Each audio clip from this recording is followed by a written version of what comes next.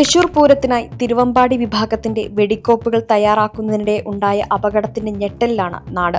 100 വർഷത്തിനിടെ കേരളത്തെ നടുക്കിയ വെടിക്കെട്ട് അപകടങ്ങളിൽ ജീവൻ നഷ്ടമായത് 474 പേർക്ക്.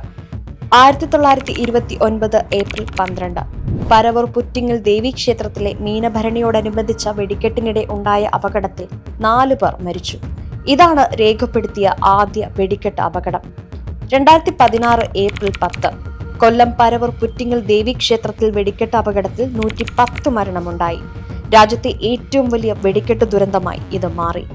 2024 ഒക്ടോബർ 29 നീലേശ്വരം അഞ്ഞൂറ്റമ്പലം വീരാർകാവിലെ കാളിയാട്ടത്തിന്റെ ഉണ്ടായ വെടിക്കെട്ട് അപകടത്തിൽ 6 പേർ മരിച്ചു. ആഘോഷങ്ങളുടെ ആവേശം ദുരന്തങ്ങളിൽ അവസാനിക്കരുത്.